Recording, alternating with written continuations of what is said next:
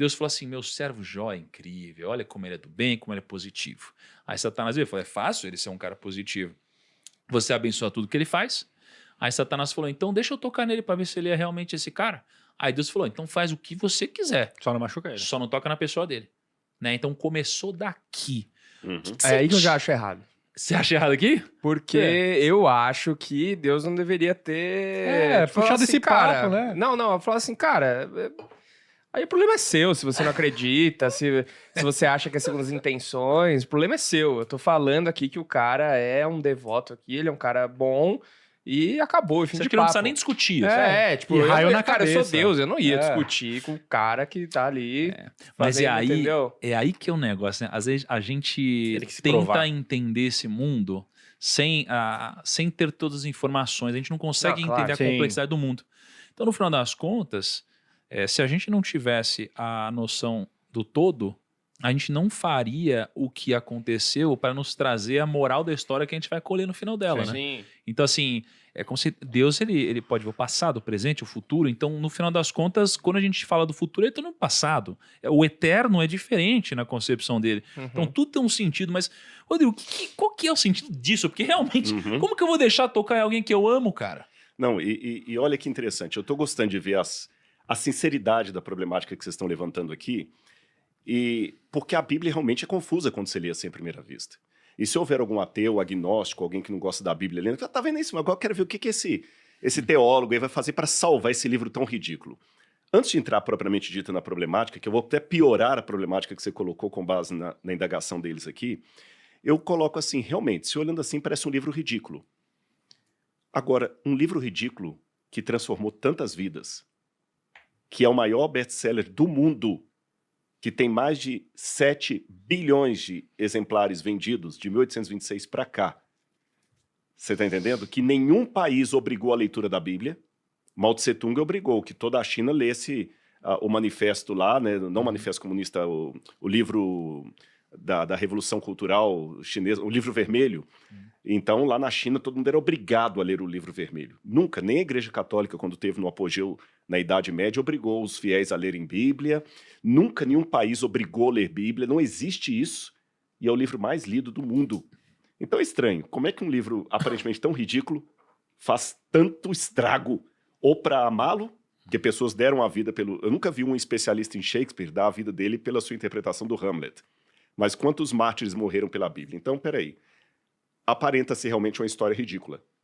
Mas se essa história muda tanta gente, eu vou dar pelo menos um beneplácito da dúvida. Se chegar um cara aqui falando uma coisa de economia, que parece um absurdo por tudo que vocês imaginam, ou de investimento, mas o cara tá ficando trilionário, você fala assim, peraí, eu vou trazer o cara e quero saber o que ele faz. Né? Então vamos fazer isso com a Bíblia. Para começo de conversa, piorando a problemática que vocês colocaram, vou tomar licença para usar o seu exemplo aí, o cara não apenas se gaba com a mulher dele num bar, conversando com o outro, mas o outro ainda põe em dúvida. Sua mulher não é fiel a você, não. Ela não te bota chifre porque você dá dinheiro para ela. E ele vira e fala assim, não, eu deixo você contratar o amante, o cara mais bonitão aí, um ator global aí, qualquer coisa, o cara mais bonito que tem lá, para ele seduzir minha mulher, para ver se ela vai ser fiel a mim mesmo ou não. Seria ridículo o cara fazer um negócio desse. Então pra que correr Pra esse que correr risco, esse né? risco Ainda mais se ainda? fosse Deus, né? Você vai- assim, Eu tô não. piorando o que vocês colocaram. E pior ainda, se eu posso piorar ainda esse quadro, coitado do Jó. Parece que... Lembra aquele filme antigo, acho que era com o Ed Murphy, Trocando as Bolas? Que eram dois empresários que apostavam se um camarada da periferia podia sim. mudar de vida, porque ele estava lá no topo, e o do topo caía, né? Eles ferraram com a vida do CEO lá, e trouxeram o cara para cima, ferraram com a vida dos dois, e depois a aposta dos caras era de $1. Poxa, será que é isso que nós somos? Uma aposta entre o capricho de um Deus com o diabo? Vamos por etapas, então, para resolver isso. Quando você leu, num dia em que os filhos de Deus vieram apresentar-se perante o Senhor, veio também Satanás entre eles. Quando a gente lê isso aqui em hebraico, eu já começo a ver alguma coisa interessante. Primeiro, a palavra veio também. Normalmente, em hebraico, você usa uma partícula chamada vav conjuntivo, para colocar coisas juntas. Você está entendendo? Por exemplo, se eu falo o homem e o cavalo, raiz, versus, o homem e o cavalo. Pronto. Tranquilo. Os homens e os cavalos. Raishim, Ve, Hashushim. Pronto. Aqui não está esse vav, está gam, que eles traduziram por também. Esse veio também, gam, ha, satam, é irônico. Por isso que o São Jerônimo, que eu estava falando com você antes de a gente começar aqui, né? Ele, quando foi traduzir Jó, ele falou que Jó era como se fosse um campo enlamaçado, porque você escorregava na tradução, tinha que tomar muito cuidado, porque tinha muita ironia na tradução. Esse veio também é uma coisa irônica. Era aquele cara que não era para estar ali. Sabe, imagina assim, já que muita gente que acompanha aí o PrimoCast são pessoas que gostam de investimento, de empresa, de linguagem empresarial, então vou dar esse exemplo. Você teve um sócio que ferrou você na empresa, quebrou você, colocou o seu nome sujo na praça, você caiu, quebrou. Depois que você, com muita dificuldade, reergueu tudo e vai reinaugurar a sua empresa, a sua vida, o sujeito aparece lá no meio dos convidados no coquetel de inauguração. Aí você comenta comigo, eu pergunto, aí, como é que foi lá, Tiago? Ah, foi todo mundo, fulano. Você acredita que o ciclano também estava lá? É irônico, Sim. não era para estar. Então, o primeiro ponto da frase é isso. O diabo foi ao céu, mas não era para ele estar lá. Aí eu já vou deixar uma pergunta em suspense. Se não era para ele estar lá, por que ele estava? Por que Deus não impediu? Segura essa pergunta. A segunda coisa de uma atenção é que ele é chamado de Satam. A palavra Satam, em hebraico, aqui está com uma letra maiúscula na minha Bíblia, mas isso é um erro de tradução. Por quê? É lógico, haverá momentos em que o dito cujo, o carcará sanguinolento, como eles falam, será chamado de Satanás, como apelido. Mas, originalmente, a palavra Satam significa advogado de acusação, um promotor. E como é que eu sei que aqui está como advogado de acusação e não como nome próprio? Porque em hebraico você não usa artigo antes de nome próprio. Você entendeu? Eu não posso falar assim, o Rodrigo. Isso funciona em português, em hebraico não. Você não usa o Rodrigo, é Rodrigo. E é óbvio, né? Porque já é o nome próprio, não precisa de colocar artigo. Então, como no hebraico está no artigo gam, ha, Satã, veio também o Satanás. Então, gramaticalmente, ali não está falando de um apelido, de um título, de um nome, mas de uma função. Ele chegou como advogado de acusação. Acusando quem de quê? Agora, olha que interessante. Aqui no Ocidente, no século XXI, se alguém apronta com você, você vai contratar um advogado para te defender. Não é assim que funcionava o direito do Antigo Oriente Médio da época do Bronze, quando eu situo Jó. Sabe como é que funcionava? Não tinha o papel do advogado como profissional do direito. Isso é uma coisa que vai vir dos tempos greco-romanos. Como é que funcionava? Vamos supor que o meu sócio roubou de mim e eu tenho uma demanda contra ele. Eu vou até o ancião da cidade e falo o seguinte, olha, o fulano de tal, ele pegou várias vacas, não me pagou, me deixou no prejuízo. Se o ancião da cidade vir lastro jurídico no que eu estou reivindicando, ele vai chamar o sujeito e o ancião vai me nomear Satã. Olha que curioso. O Satã, o advogado de acusação, é a própria pessoa que se sente lesada. Não é um profissional que você contrata, mas é você mesmo que diante do juiz acusa o outro. Você recebe o título de Satã. E quem faz o papel de advogado de defesa é o próprio juiz, que ele vai falar assim, não, o fulano realmente ele está te devendo 10 vacas, ele vai te pagar por 10 vacas, não por 20 vacas, tá certo? Ou não, ele é inocente. O juiz é o advogado de defesa e o advogado de acusação é a própria pessoa lesada. Então, se Satanás apareceu ali no céu, onde ele não deveria estar, como advogado de acusação, então quem que é o acusado? A resposta a essa pergunta vem no diálogo cabuloso entre Deus e ele. Deus pergunta assim, de onde vens? Mia e Tavô. De onde você vem? Que é uma ironia. Cadê sua credencial? Quem te convidou para estar aqui? Com que autoridade você está aqui? E a resposta que ele dá de rodear e passear pela terra, de perambular, um dia desse estava até conversando com um amigo meu que é hebraísta, ele falou, eu acho que esse perambular é que o diabo estava realmente à toa.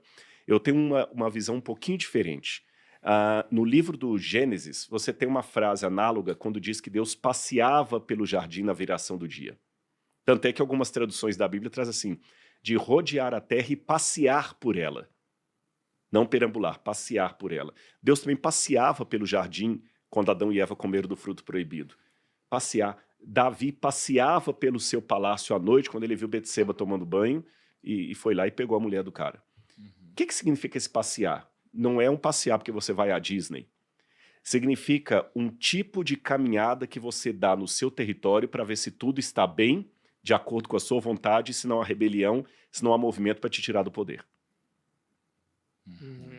Então, se o cara fala a resposta dele de rodear a Terra e passear por ela, ele está respondendo como dono do planeta Terra. Nossa. A linguagem de Jó é muito jurídica, muito técnica. E é interessante você falar sobre esse dono da terra, porque uma passagem completamente diferente, mas aí no Novo Testamento, né, quando você vê Jesus conversando com o diabo, exatamente, e o diabo diz que poderia dar tudo para Jesus, Jesus não questiona a autoridade dele em poder ou não entregar tudo. E quando você fala agora que ele estava rodeando como o dono da terra, no final das contas você vê que existe esse arco. Exatamente. E no outro momento, Jesus também fala assim, vem aí o príncipe desse mundo. E outra passagem, o mundo jaz no maligno. E no Apocalipse, quando tem o juízo final, fala assim, o mundo se tornou do nosso Senhor e do seu Cristo. Agora, não sei se está ficando clara a concatenação que estou fazendo. Agora, vamos fazer uma pergunta aqui que eu não respondi. Quem deu a terra para Satanás e com que autoridade ele foi ao céu e ainda foi como advogado de acusação? E quem que é o acusado? Vocês sabem que, em termos jurídicos, há demandas que não são morais, porém elas são legais. Vocês entendem a minha frase? Elas não são morais, mas elas são legais. Perfeito, concordo. Às vezes eu vou lá, engano você, pego a sua assinatura na procuração. Moral tá errado, mas legalmente tá certo. Mas legalmente tá certo. O juiz fala assim, olha, cara, ele te passou a perna. Moralmente ele foi um sacana com você. Você confiou nele e ele aprontou com você. Mas legalmente eu tenho que passar para a mão dele, porque você assinou o documento. O diabo não tinha motivos morais para estar no céu, mas ele tinha motivos legais. Porque quando Adão e Eva escolheram o lado das trevas, desobedecendo a Deus e comendo do fruto proibido, eles entregaram de bandeja o planeta Terra para o diabo. E a única maneira do planeta Terra, juridicamente falando, ser recuperado das mãos do diabo é se alguém sofresse a morte eterna. Por isso que Cristo morre na cruz do Calvário. Daqui a pouco a gente pode voltar a falar sobre isso. Até Jó, Cristo não tinha morrido na cruz do Calvário. Então, não moralmente, porém juridicamente, o mundo ainda pertencia a Satanás. Caraca, plot twist, hein? Aí por que... Agora a gente começa a entender a ironia. Veio também Satanás. Moralmente não era para ele estar ali no céu representando o planeta. Porque ele fala os Binelohim, os filhos de Deus, talvez pessoas representando vários outros mundos, eu não sei, estou supondo aqui. Ele não tinha o direito de estar ali. Quem deveria estar era Adão, ou um representante da raça humana, ele que foi. E aí quando Deus pergunta, o que você está fazendo aqui? De onde você vem? Que eu falei ironia, né? E ele respondeu, eu vim aqui porque eu tenho o direito de rodear a terra e passear por ela. Ela é minha. O Senhor não está deixando eu ter o que me é de direito. A terra é minha, eu tenho direito sobre ela. Aí Deus falou, é mesmo? Não tem, não. Tenho sim. Você já viu meu servo Jó? Nem todo mundo te aceita lá.